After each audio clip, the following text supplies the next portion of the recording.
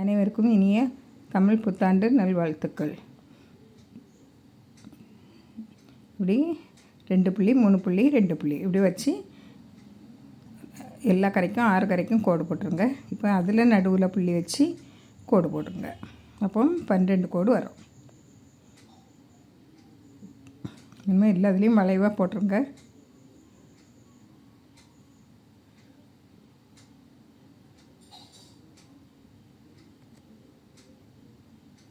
எல்லா இடமும் வளைவாக போட்டுருங்க.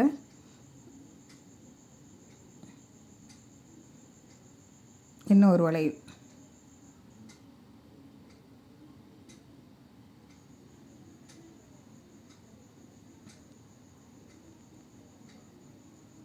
எல்லாம் வளைச்சி விட்டுருங்க.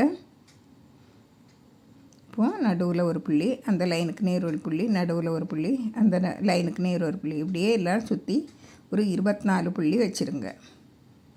இன்னும் 24 புள்ளி அதுக்கு நேர் வச்சு விடுங்க. மற்ற புள்ளியோட கொஞ்சம் அகலமாக வரும். போட்ட புள்ளியோட கொஞ்சம் அகலமாக வரும்.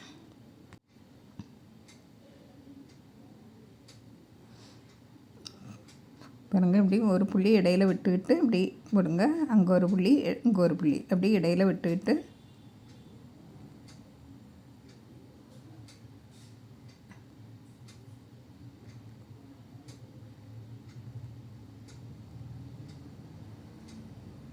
இனிமேல் அந்த இடையில விட்டோன்னு அந்த புள்ளியிலேருந்து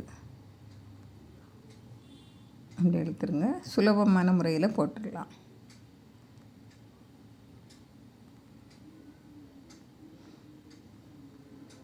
எல்லாத்துலேயும் ஒரு புள்ளி வச்சுருங்க. இப்போ நடுவுலையும் இந்த பூவில் ஒரு புள்ளி வச்சு அதுலேயும் ஒரு கோடு போட்டுருங்க. நீங்கள் நல்லா கலர் பொடி வச்சு போடுங்க. நான் தான் தமிழ் நியூ இயருக்கு இந்த கோலம் தான் போட போகிறேன். சிம்பிளான கோலம் தான் போடணும். பாருங்கள், இதே மாதிரி நீங்களும் போட்டு பாருங்கள்.